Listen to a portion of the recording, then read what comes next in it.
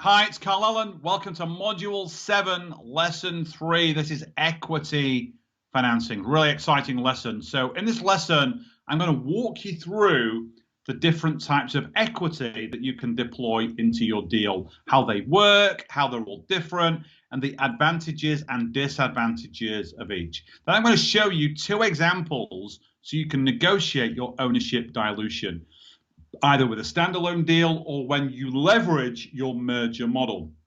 Because obviously, if you're selling equity to raise capital to make a closing payment, then quite naturally, you're going to be lowering your overall percentage of the business. And in the offer sequencing, you may remember there were two places where equity could be used in your deal. In step number 5, it was leaving the seller with a small portion of retained equity. So you're not going out and raising capital. You're just buying, say, 90% of the business in our example, and you're leaving the seller with the final 10%.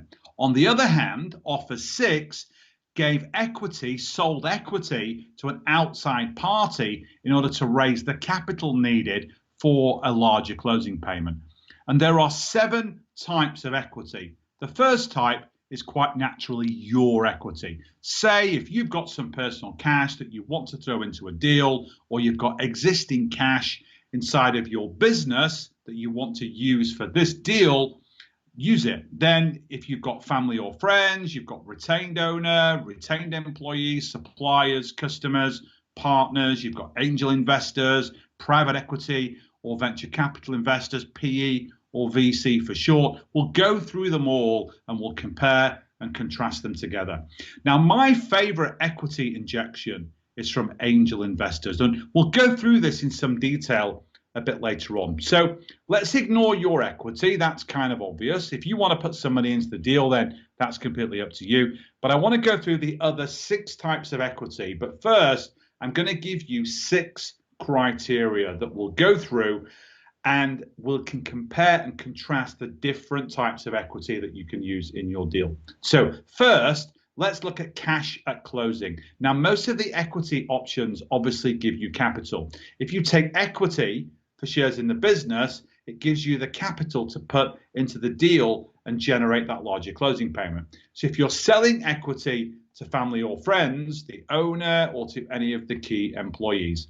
If there's a solid number 2 in the business that you want to make the GM, the general manager, they might want to buy shares, or you might want to give them a free small piece of equity to make them your partner, and then they're obviously incentivized to grow the business for you. And obviously, when you're doing bolt-on acquisitions, if you're working with a supplier and then all of a sudden you're doubling your revenues from one deal, your key suppliers are going to be doubling their volumes with you as well. So they might buy equity in your deal, not only because they're going to generate more business from you, but your vision for growth might be a really good partnership opportunity for them. Same with customers. If what you do is a mission critical product or service to a particular customer and you're expanding, if you're in really close relationships with these customers, they also might want to buy equity in your deals as well. Just go out and ask them. And similarly with really anyone that you do business with. So your IT services partner or your CPA or your lawyer or anyone that you partner with in your business that gives you some level of high-end service. Again, they have a vested interest to see you grow and expand. So they might want to buy equity in these deals as well.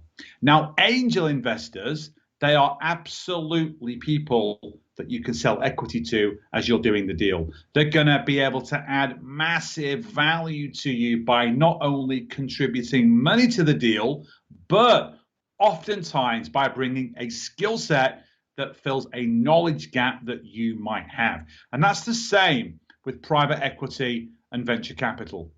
Crowdfunding is the only means of raising equity that won't give you the capital at closing. You can't crowdfund to raise money for a business that you don't own yet. It's not allowed. Instead, you could use it to structure a bullet repayment at, say, 90 days or 180 days, or even at the end of the term. But I'd look at other methods first. Next, let's look at the value add to the deal as a criteria, because it's not just about getting cash from these people. In some cases, they can add massive value to not only the deal, but also to help you grow the business. So friends and family aren't typically going to add any value to the business unless they've got some significant skills in areas that you need. Retained owners and employees add medium value to a deal. Think about it. If you retain the owner or have key employees take some equity in the deal, it does solidify your position as that safe pair of hands to protect their jobs and the owner's legacy. And this can be used as a point of negotiation to possibly lower the total deal value or get something else that you want. And if you're promoting somebody from within the business to the general manager position and you're selling them a little piece of equity, that can be very high value add to the business. They'll be massively motivated to grow this business with you because they're partners. They've invested equity capital. Suppliers, customers, and general partners of the business can also bring medium value to the deal and to the business afterwards.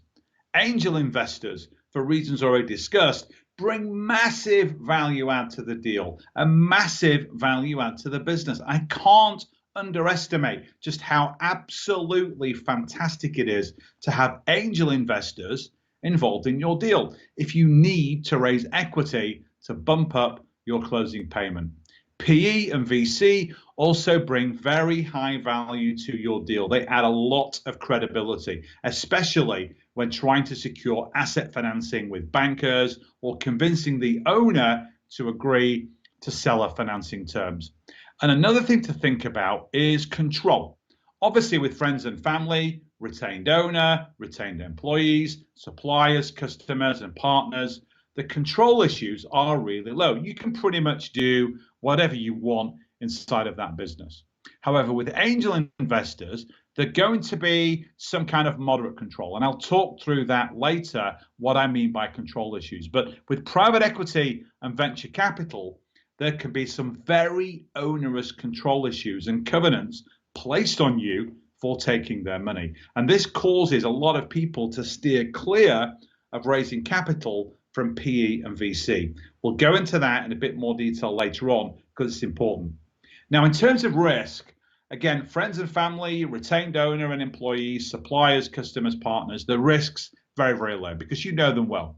With angel investors comes a little bit more risk, so make sure that you vet them and have some level of rapport as partners inside of the business. And I say medium risk because if you took out an angel investment and you and the angel investor fall out about something, you could be faced with a legal situation where the angel investor wants his or her money back and you've got to go buy them out. So make sure the angel investor is someone that can massively add value to the business and that there's somebody that you really like and you can get on with. And by all means, check them out. Look at other investments they've made previously. Talk to some other entrepreneurs that they've supported. Do your due diligence. And again, there's a full Rolodex of all these people, all these angel investors inside of the resources guide. We've also got PE, VC, high risk. And I'll go into more detail later when I talk about them. But yeah, I've seen situations where if they don't like what you're doing, in some cases, they have the legal right to kick you out of the business. It's crazy, and I've seen it happen. It actually happened to me, and it wasn't very nice, but there's a separate section on that later.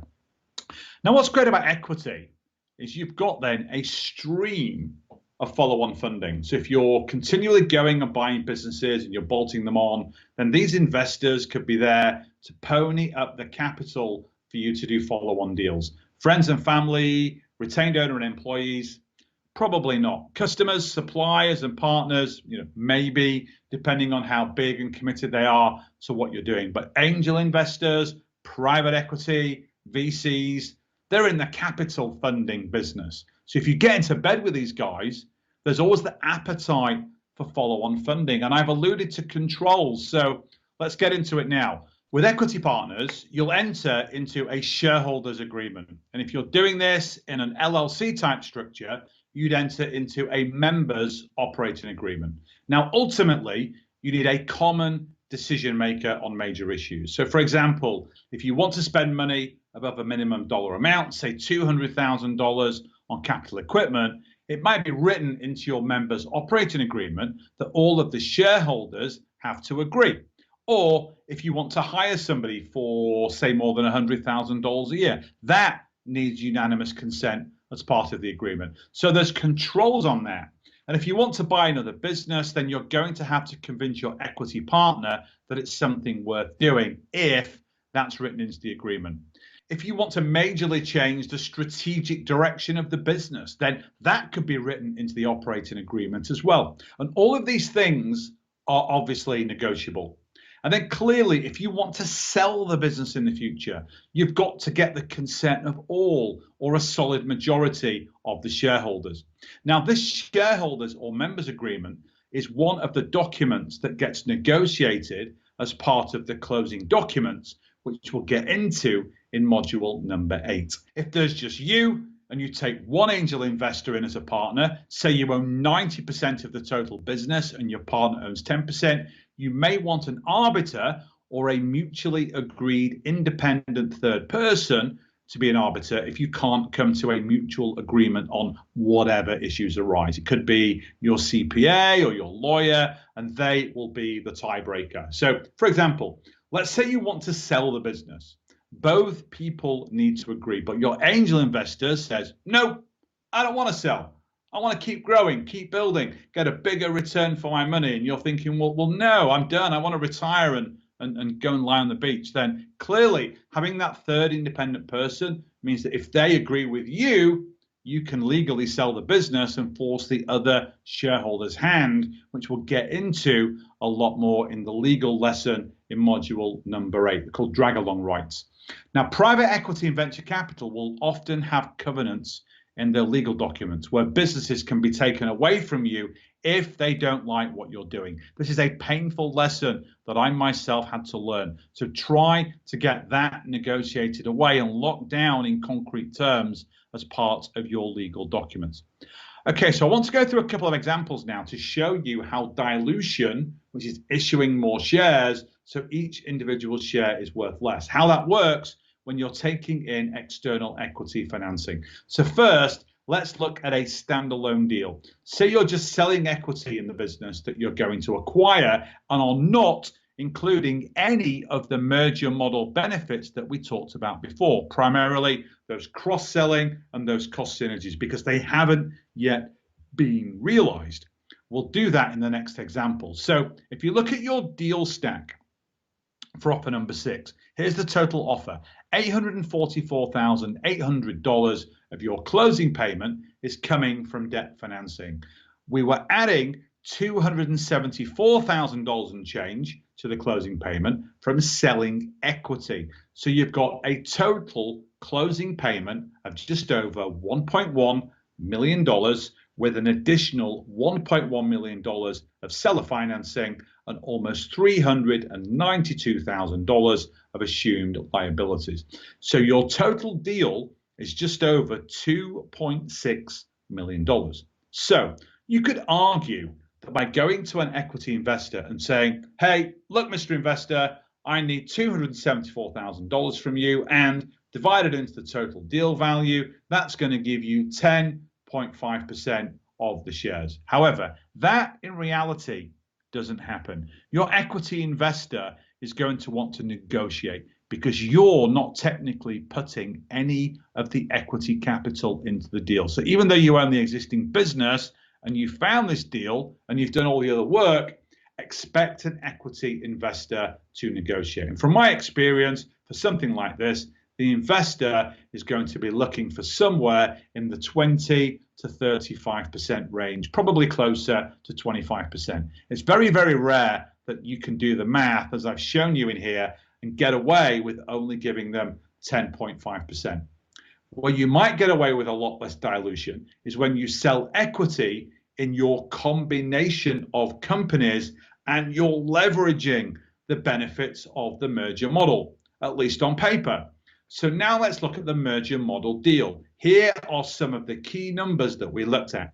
So your current business in this example is worth 3.7 million. Your target business is worth about 1.8 million. And when you add on all the expected cross-selling and all of the synergies, we've now got a $9.1 million value business. So the combined entity has $2.9 million of EBITDA and a valuation of more than $17.4 million. That is the number that you start to negotiate on when you're selling equity in the combined version. However, when you go through the numbers, $274,340 of equity divided into 17.4 million is only 1.6%. So clearly, an investor is not going to give you $274,000 for only 1.6%. Why? Because there are some investor risks. Because since this is just a paper merger at this point in time, you haven't done any of the cross-selling and you haven't realized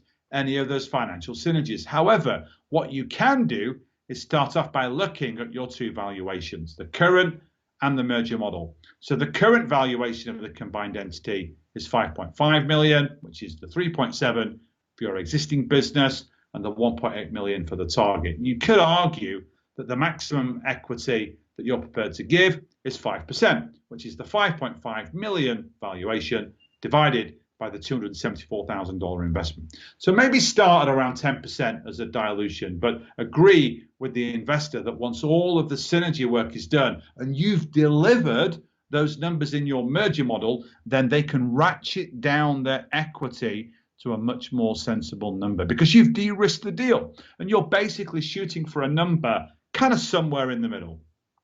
So that's all the different types of equity investments, the pros and cons and the advantages and the disadvantages of each, and a couple of examples of how dilution works. And yeah, there's mathematical and there's accounting ways to look at dilution, but at the end of the day, it's all about negotiation. But make sure if you're raising equity, you're getting some value add as part of the deal. It's really, really important. So in the next and final lesson of this module, I'm going to take you through the financing process, how it works from start to finish, whether you're raising debt or equity for the closing payment in your deal. So I will see you then. Until then, bye for now.